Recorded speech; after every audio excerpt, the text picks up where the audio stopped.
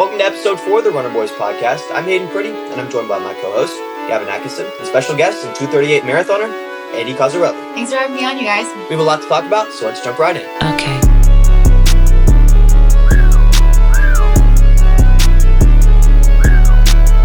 But before we start, Andie, just introduce yourself for the people that don't know you. Hi, so I ran collegiately at NC State, where my specialty was the 10K.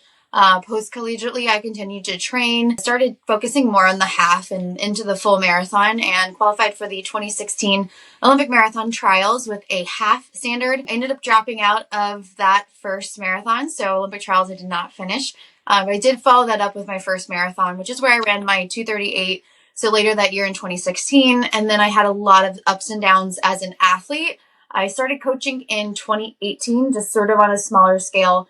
And then officially in 2020, started my own business and then went full time. So my own business is Run for a Cause, and I also work for Runners Connect. So working in 2 different spaces, but still doing coaching and working with a lot of different athletes. I also see a lot of different athletes. So, working with some faster runners, I'm 245, some people in that realm, but also working with an 80-year-old client who is just keeping moving is a really big deal. And so, I have a good spectrum of clientele that I work with, and I think I've learned a lot from them. So, in more recent years, I've been starting to claw my way back to some of the performances I had when I was younger. Made a lot of mistakes when I was younger. Finally, I feel like I'm getting a better hang of it as an athlete, and I think my, the coaching and all this stuff helped me get to that place. So, but yeah, that's a little bit about me. We moved to Chattanooga recently from Raleigh. Yeah, we're just loving, the extra elevation here and, getting outdoors more.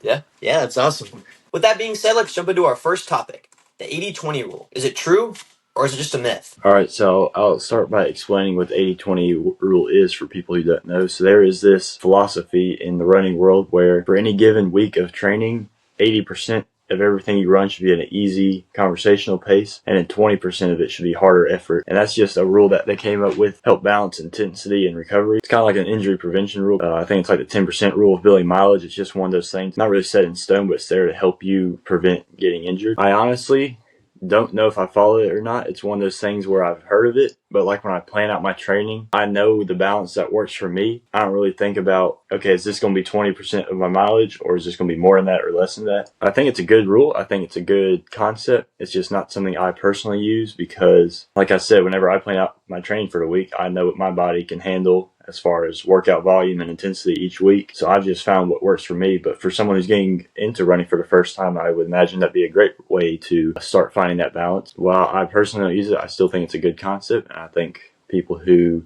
maybe haven't figured out their balance should try using it. Yeah, well said. Andie, what's your take on it? I'm a big believer in not really being super precise necessarily at 80-20, but I do think that it's an important concept that runners need to understand because so many times runners are doing easy runs too fast. So maybe they are doing the 80-20 rule, but it may be that some of their 80% is done at a pace that's too quick. It may not feel like that intensity is high, but those paces and those easy runs not getting them to be easy enough ends up impacting their 20%. The way that I look at that also from a standpoint of like a training in a week as a whole, because I had seen some criticisms of it where they talked about, if someone's not running that many times a week, then they're going to have more than an 80-20 balance. But the way I look at it is when we look at a full 7 days, is 80% of your week where you're getting enough recovery and only really working 20% of that on a harder spectrum, because in that regard, that's really what I'm looking for. So if you ran 3 times a week, if you do cross training in between, we still want to make sure that cross training is balancing your harder effort. So still keeping that in the heart rate zone or an effort level where we do get adequate recovery. We aren't pushing our body too intensely. And some of that comes from, how much impact you're putting on the body. That's kind of the way that I think about it, is like, how well are we balancing our inputs and outputs to get the most out of ourselves from a recovery and training standpoint. And it's so much of a balance between how hard we work and how well we utilize those easy runs. I don't actually measure my 20% and my 80%, but I kind of have some certain rules that I use with my own training and also with how I work with athletes. Some athletes, I only give them maybe a little bit harder work stuff built into their long run. Other athletes that are higher level, they're running more mileage. They're technically doing a lot more, but we also stick to 2 workouts a week, integrating strides and stuff like that. For the most part, it's almost as it just sort of works itself out to be structured in that way. Yeah, I agree with that. I think if there was a more accurate number, it would be more like 75-25. Because for me, I do 2 hard sessions a week, so 1 aerobic and 1 anaerobic, and then like a moderate long run once every 2 weeks. And for me, it's not about an exact number, kind of like Andie said. It's just about taking your easy days easy and your hard days hard. Oftentimes, especially in young runners, it's hard for them to grasp the aspect of a real pace change between your easy and hard. Like they're running like a 30-second difference between their tempos and their easy runs. And it should be like probably at least a minute and a half, if not 2 minutes. More so than an exact number, it'd be differentiating your easy runs from your hard runs. Beyond just the training of the 80-20 or 75-25, it's also about getting enough sleep, fueling correctly, recovering, rolling, things like that. The reason why elite athletes who are running like sub 210 in the marathon, they're able to do 4 speed sessions a week. They do like 2 dedicated days, and they do a lot of double threshold and things like that. They've become incredibly efficient at recovering very quickly. I think that's the main focus of training. Recovering as well as you can, taking your easy days easy, and differentiating them from your hard days. That was the biggest thing when I was young, when I first started running in college, because my background was played soccer, ran in high school. So I split time between the two and never had a lot of dedicated training towards running. So when I did run, I was running faster. When I went to college and the focus was running and we ran every day, and that was really what I was doing. My coach actually told me at the end of the year, because I didn't run well for my entire freshman year, was you need to slow down to speed up. And so that was the turning point for me to be able to get into a better rhythm and not get injured and be able to continue to train consistently, was slowing down. And for our second topic, is there a limit to human speed? I'll elaborate on this a little bit, but basically, how much faster can we get in the next 50 to 100 years? Is there a certain limit that you think we'll reach? Do you think a sub 3-minute mile is attainable in 100, 200 years? What do you think, Gavin? I think there is absolutely a limit as to what can be humanly achieved. We might be influenced by the way we've seen all these world records start falling here in the most recent years, but I think that's also impacted by new innovations in running technology, such as super shoes and more aggressive and like carbon plated spikes, better training, nutrition, just all these things have been progressively getting better throughout the years. I don't think it's necessarily the athletes themselves have gotten better. I'm not trying to like hate on people. You take an elite athlete from today and one from 20 years ago, and they probably are very similar as far as fitness, just one is faster because they have access to better technology and better training. So I think there is definitely a upper limit of what is humanly achievable. We're definitely starting to approach it. We're going to very quickly find ourselves that we can't make the technology any better. Making like shoes better is going to get to the point where you're artificially enhancing the athlete, and that's when you cross the line of you're no longer running world records based on your own merit. It's more of the technology helping you. Our bodies are obviously limited in the way we're built and the way we can develop. Your heart can only get so efficient. You can't just keep going and going and going until you just can run whatever pace you want for as long as you want, if that makes sense. So yeah, I think there's 100% a upper limit to human speed. Yeah, that's really good. What do you think, Andie? Yeah, I would agree. I think that physiologically, we have mechanisms that we can improve when it comes to speed. We can improve our running economy, how quickly and how well can we get oxygen through our body, like our VO2 max. But then there's limits to how well the human body can clear lactate, use of energy and all that stuff. So I do think that we're kind of running into that limit, especially on the men's side. I say that because I think that the women's side, there may be a lot more growth. And I think we've seen that because a lot of the world records we've been seeing, there's been a lot of them on the women's side. And so I think that maybe is partially because the women's sport is so far behind the men's sport. So I do think that we're kind of figuring out what's possible right now. And so maybe we'll reach a point where we are like the men's where, I think Faith Kipyegon, will she run a sub 4? Who knows? But will she do that? And will that become that standard that holds for 25 years? So it's definitely takes the right athlete. I think in the marathon, we still have some room for some growth on both the men's and women's. We don't know, can someone run a sub 2 hour marathon in an open race that's world record eligible? I think so. I think it takes the right athlete at the right time to see if we could put that together. So I think that there's some different races where we could see some improvement there, especially women's side, and then maybe in some of our longer distance races. Another thing that I think would be really interesting is if the half marathon, for instance, was an Olympic sport or Olympic distance, would we see a lot faster times, both men's and women's? And because a lot of times people are running half marathons in prep for something longer, and they're not typically running them really thinking this is the goal race, or this is not what I'm training for specifically. I think that there's room for growth in some of these other events, and love to see if we could make some improvements there. Yeah, it's a really good perspective. Like she said, the marathon distance, there's definitely room for improvement. I think anything over like 10K, half marathon, I think there's at least a minute of improvement. I think for full, there's at least 2 or 3 in the next like 10 years, obviously. I think someone probably come out of the shadows like Kelvin Kiptum and break 2 in the marathon, 100 to 3,200. I think you're not going to see more than 2 or 3 second increase. You are seeing some freak athletes like Jade Hedegren with her 14:44 as a freshman. And she could end up running 14:30, 30 seconds faster than the former record for the NCAA. Like, even with freak athletes like that, it just makes you wonder, like, how far can we go? There's only so far because, like she said, the ability for your body to clear lactate, your VO2 max, you can't have a VO2 max of like 200. I mean, I wish you could. Unless you're artificially injecting something or making yourself a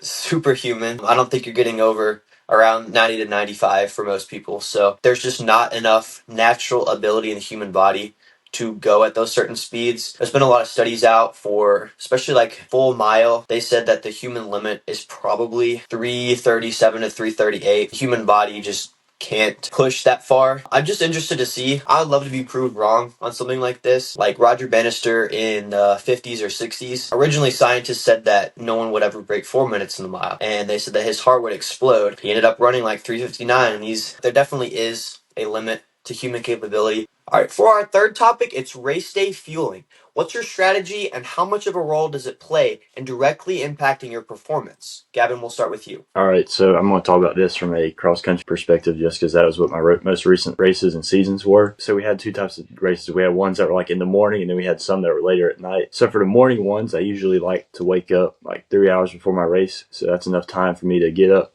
I usually would have like an English muffin or just some kind of source of carbs that's maybe not as easy to digest, but because I have plenty of time, I'm able to get that down and let it digest. I let that set for about an hour, and then I'd say about an hour and a half out from my race time, Honey Stinger makes these energy chews. They're like little gummies. They set well in my stomach. I like them, but they just provide a quick little boost of energy. Right before I go to start my warm-up, I usually take a gel. Now, this isn't really necessary, but it's just something I like to do just to get that little last minute. It's not going to mess with my stomach, but it will still give me a little bit of boost. Once I start warming up, I'm done eating. Like in between warming up, stretching, doing drills, all that stuff, I'm not eating anything after that. As far as hydration goes, I usually like to have liquid IV or some kind of electrolyte. Also, within that last hour, I'm not really drinking heavy. I'm just like sipping here or there. Just because, I don't want to have to go to the bathroom in the middle of the race because that's pretty bad. All my hydration should have been done the day before or in the morning leading up to it. So if I'm still having to like suck down water the last hour before my race, that's a sign I did something wrong. So I just prefer to take little sips here and there. Now for night races, that's a whole different story. I get up and then I wait till about midday. I skip breakfast and instead have a really big lunch. That's like my one big meal for today. I don't have dinner or breakfast that day, just one meal before my race. Closer to race time, I just do the same thing I do in the morning. I believe nutrition plays a huge part because your body obviously is going to need fuel to perform at its best. The type and amount of fuel and when you take it will play a huge role in your performance because if your body doesn't have the nutrients it needs to perform, it obviously won't perform. I'm blessed to have a stronger stomach. I know there's a lot of people out there who can't eat anything before they run. Like say for an easy run, I could eat like 30 minutes before, have like a small snack and still be perfectly fine. It doesn't really affect me. Yeah, I think it plays a huge role how and when you take your nutrition before a race. Yeah, for sure. Andie? Yeah, so I'll talk about this a little bit more from longer distance racing because that's really what I've been doing a lot of lately. So I just ran a half and I can break that down a little bit, but I also ran a marathon in the fall. And I think fueling was actually the biggest thing that I think I did better that has helped me improve in my marathon. Even when I ran my PR, I was kind of still slowing down that last 10K, which is really common. When I was training for my marathon, the one thing I did that was, I think, really impactful, and I actually worked with a nutritionist for this. So she actually mentioned that there's a 2 to 3% performance improvement doing a carb load going into a marathon. When I was younger, I remember learning about like, oh, we got to carb up, but that was when we were running 5Ks, which you don't really need to carb up. You don't need to do a carb load necessarily for a 5K. If you feel good eating pasta the night before, great. You're not really at risk of running out of glycogen like you are when you're running longer distances like the marathon and even the half marathon. So for my marathon, I did a 3-day carb load going into the race. And so that consisted of trying to get 7 grams per kilogram of body weight. So for me, that was somewhere around 300 and something grams of carb for the 3 days going in. So I did that. I did that well. And I felt like that was super helpful coming into race day. And then when my pre-race fuel, I always do similar to Gavin, is I will do something like toast or a bagel with some sort of nut butter or something on it. I'll do that 3 hours out from the race or somewhere in that realm. And I'll also drink coffee with it. I am typically a coffee drinker and I like the caffeine boost. I feel better with caffeine. Not everybody has that result. Not everyone feels good with caffeine, but for most runners, that's a good performance improver. So it can help with lower your perceived effort, all that good stuff. So I do my coffee with my breakfast 3 hours before the race, 2 hours before I warm up. And then an hour before, I will take a bottle of pre-workout with creatine and UCAN, which is just a energy fuel that similar to taking like a gel before the race, but it's a different type of carbohydrate. So I use that an hour before the race and I mix that with about 10 ounces of water. I don't take anything else between that point and race start unless I am needing a little bit extra electrolytes. So I will sip on electrolytes just leading up into the race if I need to. During the race, and this is something that I learned I could improve a little bit more on, was my electrolyte intake. So I found out recently that I was a very salty sweater. So I had that tested. I was targeting close to 650 milligrams per hour in my most recent marathon. And that was in a race where it was in the 60s and raining and windy and all that. So on the warmer side, a little more humid because of the rain, no sun. So that definitely makes an impact as well. For that race, I targeted around 650 where I probably needed actually closer to 1,000 milligrams. So sodium, I found, it has a huge impact on how your body can cool itself. It's also a reason that you may find yourself slowing dramatically towards the end of a race if you're not getting enough sodium in during, and especially if you're losing more than you're replacing. It's also a reason that, you don't want to just take water on course, because if you're diluting your sodium too much, you can get sick and it can be dangerous because you can get hyponatremia. All that to say, I kind of had a target of 650 milligrams of sodium in around 20 to 24 ounces of fluid per hour. And then from a carb standpoint, I targeted 75 grams of carb per hour. So I used 2 different gels just to get a little bit different carb sources between the two and just something slightly different so that my body had something else to metabolize. And so that worked well. I also took a 100 milligram caffeine gel as one of my gels right in the middle. So it takes about an hour for that caffeine to sort of really peak. So you don't want to take it too late in the race because it's not going to have quite as much of an effect. The points that you need it, which is, towards those last few miles when you're getting more and more fatigued. That was my general breakdown for my marathon. For my half, I realized I had to get more sodium in. The race was actually in the 40s, so more ideal temperatures, but I was still targeting 750 milligrams sodium during that race. And then I also took a 50-gram gel during. That was really, I think, helpful and impactful. I was able to run a really consistent race and feel good towards the end. I know that fueling is like such a huge piece. It's a piece that I didn't get down well when I was younger, and I think it really impacted my performance. For a few years, I was having trouble performing because I was in this chronically underfueled state. It had a big impact on my hormones and health and all of this stuff, and I had to take some downtime to really recover from that period. So nowadays I'm very, very mindful of fueling and making sure I'm getting enough in. Your body tends to actually produce a hormone that prevents you from feeling hungry after you run hard, but you really need to make sure you fuel those days. So you may even need to fuel more. Most runners tend to underfuel without knowing it. So that's kind of what I've gotten into when it comes to fueling during races and before. And, I'm a big proponent of making sure that my athletes eat before, train their bodies to be able to take something in, because it's so much better for your body to perform with fuel. Yeah. Yeah, it's some really good info. I think it doesn't start with the day before. I think, like she said, 3 or 4 days out or even a week out, especially if it's a big race, that's the most important aspect of it. So you might eat something like unhealthy the day of and you might not feel that bad. And so you create this bad habit of, I'm fine. Fuel doesn't really make that much of a difference. But the couple days before you ate pasta and you had chicken and rice or something like that. Honestly, on race day, it's all about just making your stomach comfortable. So you still want to fuel, but a lot of that stuff won't be digested, especially if you're eating right before. You need to be focused more on the few days before, especially eating. Hydration is also extremely key. My first marathon at 18 went horribly wrong because I didn't hydrate like literally at all. And I tried to take one gel that I've never had.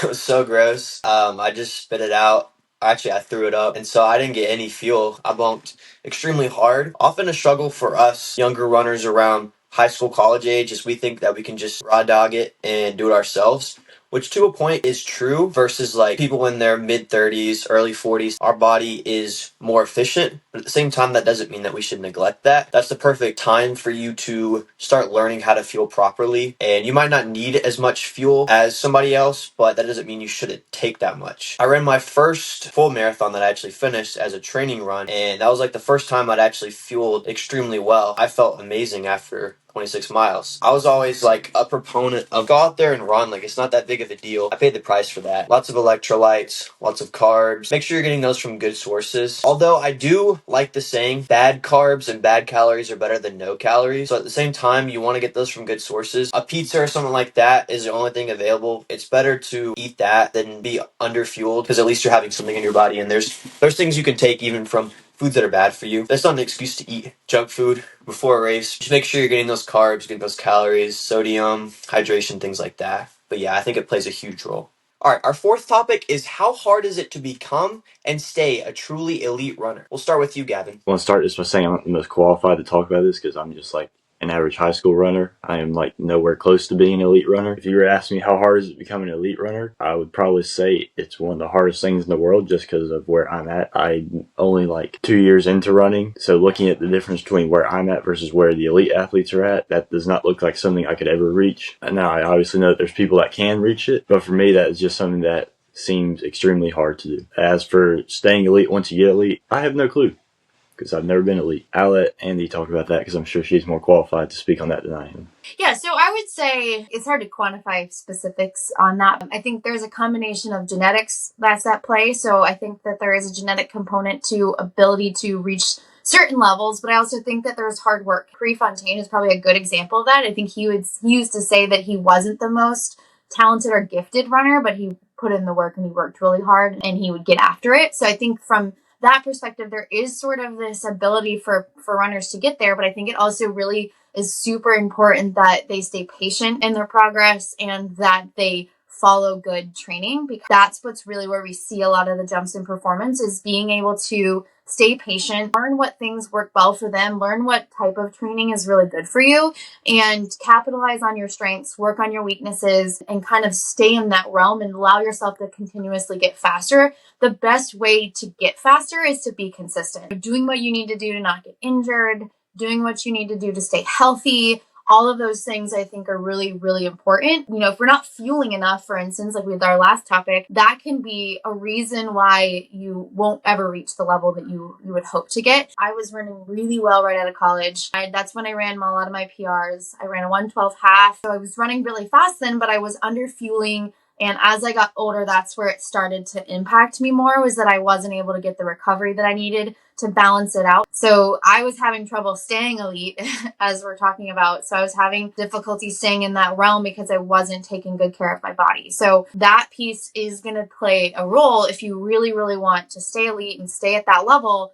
Gotta fuel, gotta take care of your body, gotta train right, listen to your body, make sure that you're not overdoing things. And that was another problem that I tend to have, is I'm really good at pushing myself, but I'm not very good at practicing restraint. And so that piece can be super impactful. There's actually like a range in training where you see an adaptation. Like you could hit the top end of that range and get the same adaptation as if you hit the lower end of that range. If we're at less risk for injuries or other issues, if we hit the bottom range, why wouldn't we just do that? So that's something that I've been working on, because I think that has a big role in being able to stay elite and continue to see that improvement. I think the best athletes too aren't ones that are necessarily having leaps in performance. I think once you get to the elite stage, a lot of times you're not seeing a lot of getting faster in every race. You may see some stagnant training. You kind of have to know that there might be some ups and downs and recognize you got to ride that wave a little bit. You can't get too worked up about really fast times or really slow times or anything in between. You kind of have to go with what's happening and be able to ride that in order to stay at that level. Mostly what I would say in terms of how hard is it to get into the elite realm, it really depends on the person. I think, wherever you're starting from, we've seen a lot of stories. I think I even read a story this morning about a girl whose first marathon was 3:29 and then now she's run like a 2:32. It's so important that you just kind of work within your own place that you are now and then allow yourself to progress and just see that progress and be patient with it. Yeah, it's a really good perspective. We talked a little bit about this in the last episode. It's more of like a mindset thing for people aspiring to be an elite runner. It takes time. Like, that's the main thing with elite running. You can optimize everything. That doesn't mean it comes overnight. That might sound cliche. Mostly athletes didn't get there in a year. They've been working behind the scenes for 5+ years at it. Like I said, it's a huge mental thing. A lot of elite runners run upwards of 100 miles a week while they're working a full-time job and things like that. They can get really overwhelmed and burnt out extremely quickly. So even more than just specific training, I just see a huge drop off of people that could be elite that haven't fixed their mindset and their mind is just wrecked and they've kind of just ruined their chances of doing that. I feel like genetics play a decent role in it, but that's not everything. Someone who's genetically gifted might not have to work quite as hard, but that doesn't mean that someone who is not as genetically gifted but works harder can't reach the same point they do. It's kind of relative from person to person. There's no set advice or set path for everyone. That's what makes life so good and so bad at times. Everybody's different. Everybody's path is different. We overlap, but we're not the same. I think the biggest thing is just focusing on mindset, and that's what I'm really trying to do right now as I'm trying to run some faster races. I'm trying to run sub 240 at Houston next year, and so I have a year prepare my mindset for that. I'm trying to not do like I did last time and rush into it. That wouldn't be considered an elite time, but I mean, I'll be proud of it. So okay, so our fifth topic is not super concrete. It's just I want to get y'all's opinion on it. It's solo training or group training. Which do you prefer? Start with you, Gavin. All right, so I'm biased because I'm on a high school cross country team, so I always run with people. I have come to be so spoiled having people to run with every single time I want to go run. I now hate running by myself. All my friends are my teammates. Just like literally whenever I want to go run, okay, who do I want to call up and go run with? Running by myself, I enjoy once in a while. I used to really enjoy it until I started becoming really close with my teammates, and now it's like every run we're just goofing off the entire time, it seems like. We're still getting our run done. We're not like skipping out on our training, but it's like the whole time we're just cutting up and having good conversations. It just makes running a lot more enjoyable for me. Even on the days where I don't feel as good, if I'm having people there that I can talk to and have enjoyable conversations with, I kind of just forget that I might not be feeling great in that moment. I just think group running is 1,000 times better than running by myself. Yeah, what do you think, Andie? Yeah, I'd agree. I prefer group running, though I do a lot of solo running. I prefer being in a group setting. Even doing workouts, if you can meet people at the same place, and even if you're doing different paces or doing a totally different workout, I think it even helps from that perspective to have that group, just having people be there with you while you do it. So that's what my goal is. I do think, though, the only way for it to be super beneficial is to make sure, though, that you're surrounded by people who are positive. And because if you have people who are super negative or make it not enjoyable, then I think it can really drag you down. So I do think it's that combo of having good supportive people, friends, people that you like around you, that you can be there at the same time running together. But I do a lot of solo just because, when I kind of set my own schedule and training. And so sometimes I'm not really on everybody else's timeline, and sometimes it's because I procrastinate, but also doing workouts, sometimes I just need to do them by myself because I don't have a lot of partners that I can get workouts together with. Yeah, I think I would agree though that group running is definitely the best way. Yeah, for me, I'm kind of split on it. I think that easy runs are really good with groups, but actually for me, with workouts, I would rather do them solo simply because oftentimes you want to hop in. You end up doing a faster pace or a slower pace than you anticipate. I mean, it's fine if someone's doing a completely different workout, but if someone's doing a similar workout to you, chances are if they're a little bit faster than you, you're going to end up pace pushing and you might not even get to finish the workout or things like that. So I think that it's really enjoyable to run with your friends, and especially long runs. Long runs are miserable solo. I've done solo long runs for the past 2 months and it sucked. For me, easy runs and long runs are really fun with friends, but sometimes it can be a distraction when you have people who are decently faster or slower than you. They can distract a little bit. Another thing I want to add is that I think you should structure your training in a specific way, plan it a couple weeks out, and not that there's no room for like change, but that it just helps with gradual progression. Like in workouts, progressive overload is the term they use, and we don't use that term a lot in running, but I think that's huge in running as well. I think if you're just running the same pace for every single workout, you're only going to see a small improvement, if any, but you're not going to get a whole lot faster if you don't do faster reps, things like that. So fine tuning your training, and sometimes people can get in the way of that. So Andie, as an Olympic trials qualifier, what does a typical week of training look like for you? How do you like structure your weeks? So I have a 7-day week is the way I look at it. I know that there's some elites that do 10-day cycles. I like a 7-day cycle. The way I set my week up typically is I will do Monday will be easy and strides. Tuesdays tend to be my workout days. So that varies. I don't have like this is the day I do this type of workout. This is the day I do this type of workout. It varies based on kind of what the goal is that I'm, what I'm training for. My Wednesday run tends to be my moderate long recovery run day. So I'll do a little bit longer mileage the day after a workout and make sure that it's nice and easy. I also go to a run club on Wednesday evenings and run. It's only 3 miles, so sometimes I'll do 3 to 4 depending on kind of where my mileage is at. That'll kind of be my secondary run that day. On workout days, actually on Tuesdays, sometimes depending on where my mileage is, I like to do a super easy shakeout double. So I'll do my workout in the morning and then I'll do like a 2 to 3 mile, very, very easy shakeout run. And sometimes that's just on the treadmill. Sometimes I do it outside, just depends. And then Thursdays tend to be another day that I'll do an easy strides. I'll typically change it up and do some hill strides, which is just the same thing as strides, but on an incline. Works kind of a little bit different muscles and just helps with your hill strength. So do those.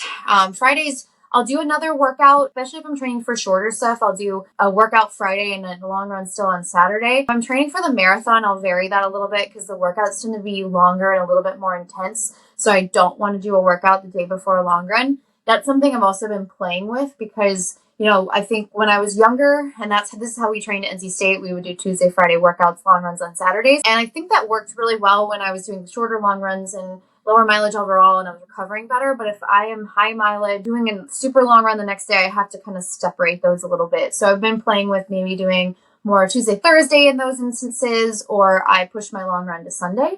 I find that double on the workout day tends to be a good shakeout to help get some additional recovery for the legs so that I feel better the next day. I do feel like it works. The key is, though, that it has to be very slow. It may be slower than my typical easy run pace, and that's kind of totally fine as long as I'm feeling good with it. So Saturdays, like I said, I tend to be my long run. Sometimes switch it up and do Sunday. So my training, I typically try to do either every other week, kind of up and down, or every 2 weeks up, 1 week down. In marathon training, this last block, I got up to 90 miles a week on my high weeks, 65 to 75 on my down weeks. So that was how I kind of ebbed and flowed. So yeah, that's kind of what I've been doing. This last cycle for my half marathon, I was having trouble feeling like I was getting recovered. So my volume was actually not as high. So I only think I got up to 70 something, and I was alternating weeks just to kind of make sure I was getting into a good recovery. So a lot of it is really dependent upon how well my body's responding to the training. So there could be a block where maybe less mileage is more beneficial because, I need to make sure I'm getting in good recovery and getting the workouts quality. So it just really depends on how we're feeling, how I approach the week.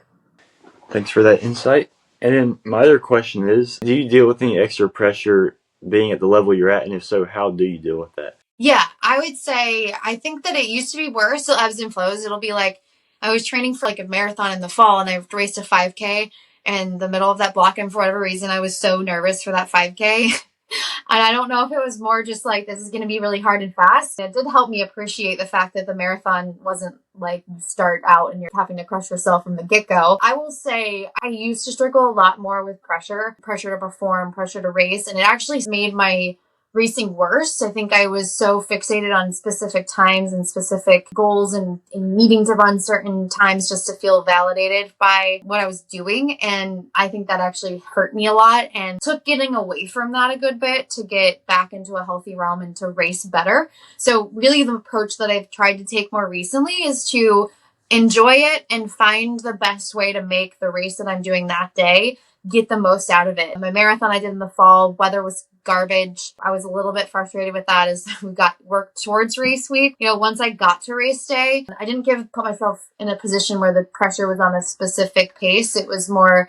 like, let's just get out there, run the best race we have today, have fun with it, nail our fueling plan, do all these things right, and I can walk away happy with it. And that actually helped take a lot of pressure off. So the more that I've changed sort of how I think about my races and how I think about my goal is going in, it has helped me to get a lot better outcomes and not feel quite as much pressure. It's still always there, but it's, more sort of like self-perceived, like I want to do this and hopefully I can, but also giving myself space and grace if it doesn't work out the way that I would like it to, because we're human. Like some days you show up to race day and your body's just not there. And so you just have to be able to be like, it's fine. Like, this is just a momentary lapse, just like how you'll have bad workouts in training and you can have bad races, and you just kind of have to be able to be like, it's okay. It happens, and let me move on and keep moving forward. So Thank you so much for watching episode 4 of the Runner Boys podcast. I'm Hayden Pretty, and I'm joined by my co-host, Gavin Atkinson. Thanks for stopping by. Andie Cozzarelli. Go check out her website and her coaching business, which is... My coaching business is runforacause.com. We do virtual coaching for runners of all ages and ability levels, and we also have options for strength training. So website is RUN4ACOZZ.com. You can also find us on Instagram. Okay.